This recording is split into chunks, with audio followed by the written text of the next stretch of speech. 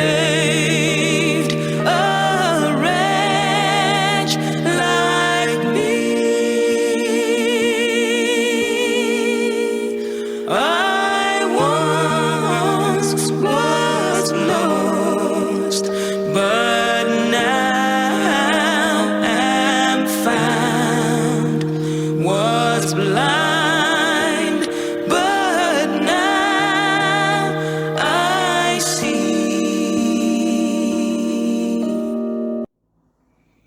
Eu saúdo aos irmãos com a graça e a paz de Jesus Cristo. Por aqui o pastor Anísio Almeida. Nesta oportunidade nós estaremos estudando a nossa lição de número 3 da atual revista da Escola Bíblica Dominical, que tem por título Livres em Cristo. Essa lição ela está baseada no capítulo 3 do livro de Romanos, ou da carta de Paulo aos Romanos, mais especificamente nos versos 23 e 24. Vamos à aula então? O capítulo 3 de Romanos é um dos textos mais importantes sobre salvação de toda a Bíblia. Aqui Paulo responde o que significa viver livres em Cristo no dia a dia. Na prática, o que isso significa? Romanos 3 afirma que todos pecaram. Mais exatamente em Romanos 3:23 nós encontramos todos pecaram e carecem da glória de Deus. Paulo também afirma que a salvação vem de Deus gratuitamente, como também vemos em Efésios 2:8, que diz: pela graça sois salvos, mediante a fé, não vem de vós. Portanto, irmãos, viver em Cristo é viver sem culpa e sem depender das obras da lei. Sobre isso, Charles Spurgeon, o grande pregador batista do século XIX, afirmou que a graça não é apenas um complemento à salvação, ela é a própria base da salvação. Concordando com ele, Agostinho de Hipona, só que bem antes, lá no século IV, já havia escrito que a graça não é dada por causa dos méritos, mas os méritos são dados por causa da graça. Você percebe, compreende a ordem dos fatores? Agora, entendendo que a salvação é pela graça e não por mérito humano, Paulo passa a tratar um ponto essencial, qual seja como conciliar a infidelidade do homem com a fidelidade de Deus. É isso que ele desenvolve na sequência. Vamos lá para o segundo ponto?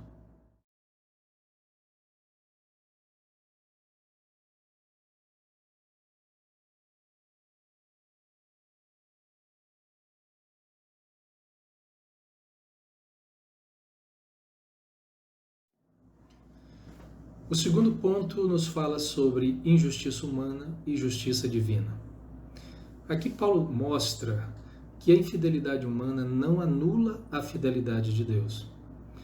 É o que vemos também em 2 Timóteo, capítulo 2, versículo 13, que diz: se somos infiéis, Ele, Deus, permanece fiel.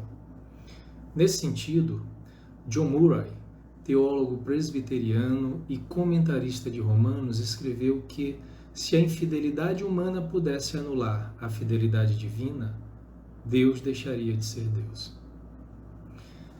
Por outro lado, irmãos, Paulo combate um erro grave: usar a graça como desculpa para pecar. Ele repete em Romanos 6:1 o seguinte: permaneceremos no pecado para que a graça aumente? De modo nenhum. Baseado nessa afirmação, compreendemos que o Evangelho não joga sujeira embaixo do tapete, mas expõe e condena o pecado. E por que Paulo fez essa observação tão importante? Porque haviam pessoas que erroneamente, enganadamente, afirmavam que poderiam permanecer na infidelidade, porque supostamente a sua infidelidade, o seu pecado, enalteceria a fidelidade, a santidade de Deus, e isso acabaria sendo bom. Mais um ledo engano.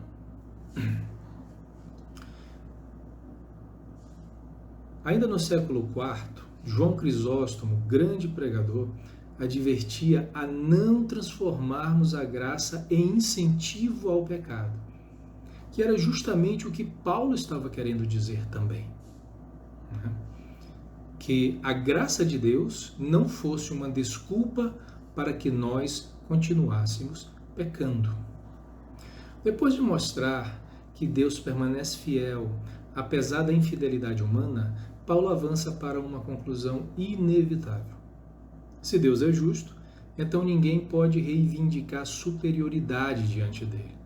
E é exatamente isso que ele demonstra agora no terceiro ponto da nossa lição.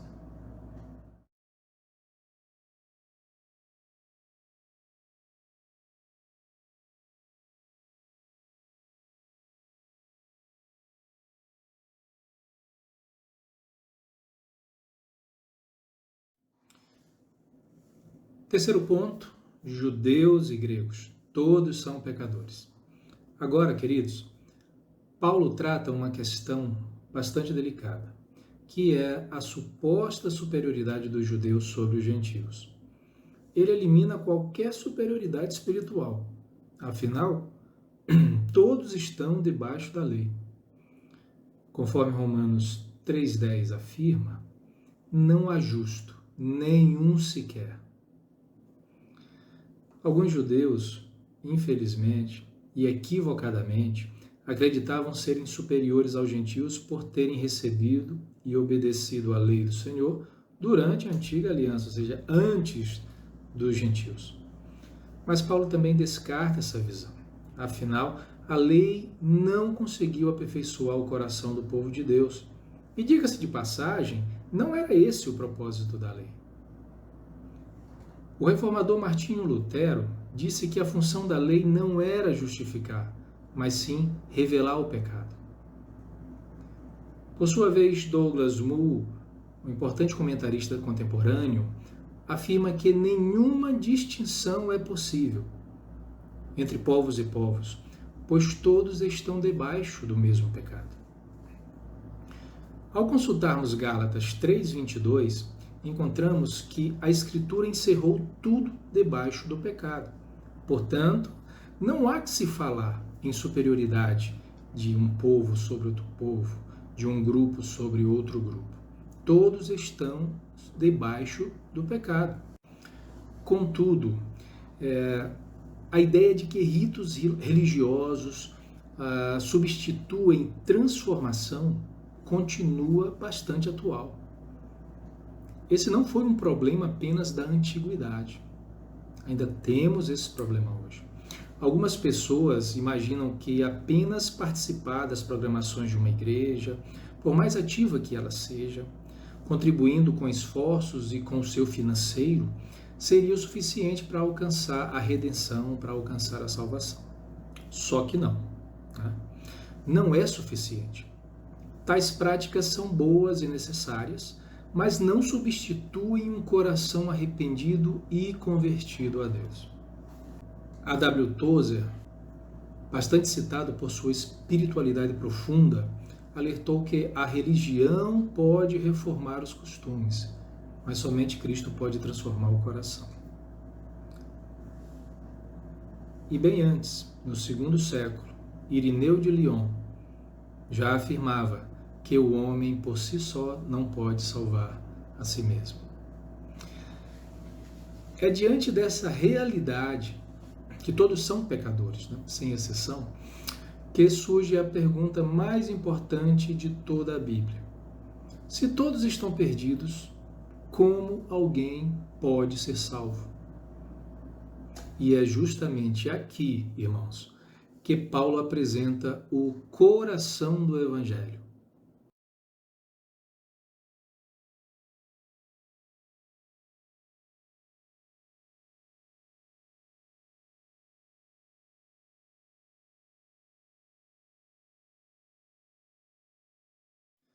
O quarto ponto da nossa lição fala sobre a salvação pela fé sem distinções. Nós chegamos ao centro do texto, Romanos 3, 23 e 24. ele diz que todos pecaram e são justificados gratuitamente. Pouco mais adiante, em Romanos 5:1, encontramos: justificados pela fé, temos paz com Deus.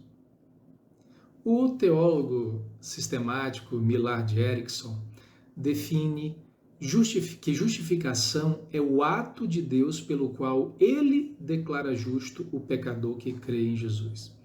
Portanto, a justificação não parte de nós, parte de Deus. É ele quem declara justo o pecador arrependido, o pecador que crê no Senhor Jesus Cristo. A justificação, é baseada em Cristo e não em nós. Além disso, irmãos, Paulo ensina que ela é gratuita.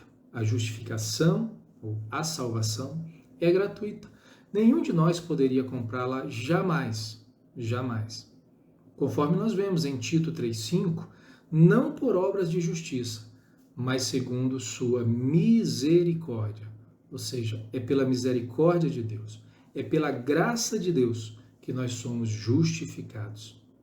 Agora, Paulo fala de redenção também. E redenção é uma linguagem de libertação. É o preço pago pela libertação de alguém. Poderíamos dizer, é um termo forense. No primeiro século, quando alguém comprava a liberdade de um escravo, dizia-se que esse alguém estava redimindo o escravo. Se alguém paga a fiança de um preso para libertá-lo, esse alguém está redimindo aquele preso. E isso, irmãos, está de acordo com 1 de Pedro, capítulo 1, versos 18 e 19, que diz: fostes resgatados pelo precioso sangue de Cristo. O comentarista bíblico Wayne Grudem confirma dizendo que redenção envolve pagamento de preço. Redenção envolve pagamento de preço. Mas Paulo não apenas afirma que somos justificados. Ele também explica como isso foi possível.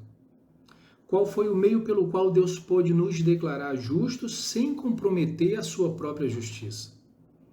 E a resposta está no sacrifício de Cristo. E assim chegamos ao quinto ponto.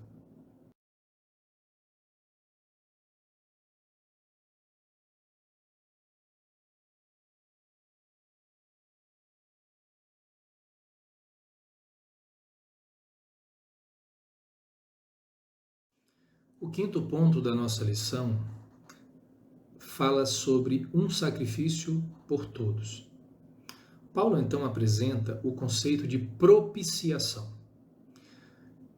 Queridos, na antiga aliança, a propiciação era realizada pelo sumo sacerdote. Uma vez por ano ele entrava no Santo dos Santos e aspergia o sangue do sacrifício sobre a tampa da arca da aliança, a qual era chamada de propiciatório. Daí o termo propiciação. Era o local onde Deus se apresentava para receber aquele sacrifício pelo pecado do povo. Cristo satisfez a justiça de Deus. 1 João 2,2 diz que Ele é a propiciação pelos nossos pecados. Ele quem? Cristo. Jesus Cristo, Filho de Deus. O Deus encarnado, o Deus homem. Ele é a propiciação pelos nossos pecados. Sobre isso, John Stott concorda quando diz que a ira de Deus foi satisfeita em Cristo. Sim, a ira de Deus. Por quê? Porque nós pecamos contra Deus. O salário do pecado é a morte, e não apenas a morte física, mas a morte espiritual. E quando falamos em morte espiritual, nós estamos dizendo separação eterna de Deus, e não somente separação, mas também sofrimento eterno no inferno.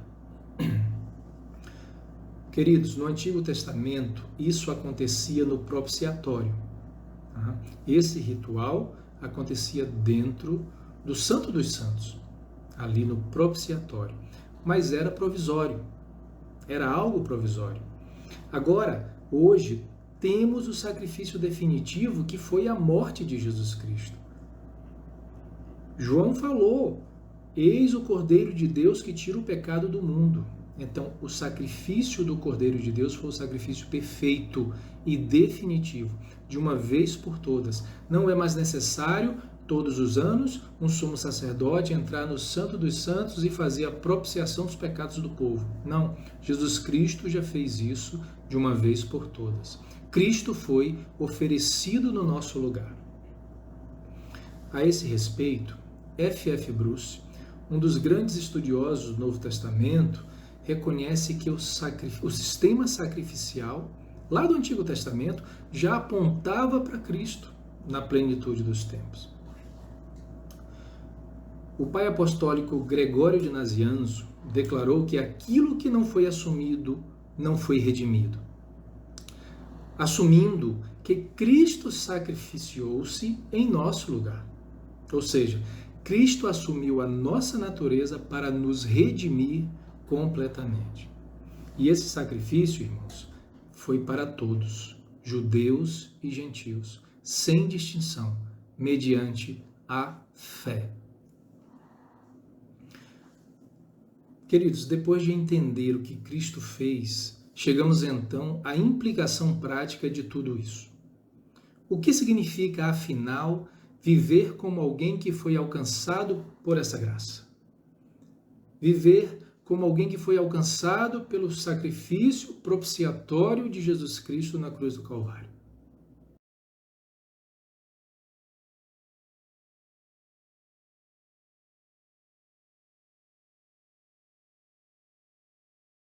Concluindo, irmãos, ser livre em Cristo significa que estamos livres da culpa do pecado. Em primeiro lugar, livres da culpa do pecado. Romanos 8:1 nos diz que nenhuma condenação há para os que estão em Cristo. Nenhuma condenação para aqueles que estão em Cristo. Em segundo lugar, ser livre em Cristo significa que estamos livres da lei como meio de salvação. Gálatas 2,16 nos afirma que o homem não é justificado por obras da lei. Não, nós não estamos mais debaixo do arcabouço da lei. Porque nós já entendemos que a salvação é recebida pela graça mediante a fé em Jesus Cristo. E em terceiro lugar, ser livre em Cristo significa que estamos incluídos na graça. Hebreus 4,16, a palavra de Deus está nos dizendo para nos aproximarmos com confiança do trono da graça.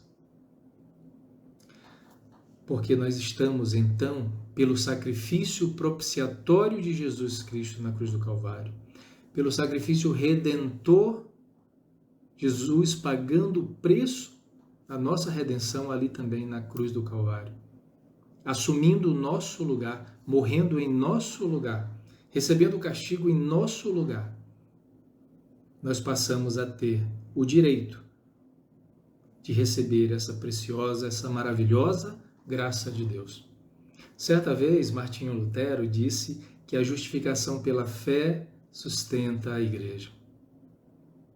E Charles Spurgeon complementa de forma magistral ao dizer que a graça não apenas perdoa, mas também liberta.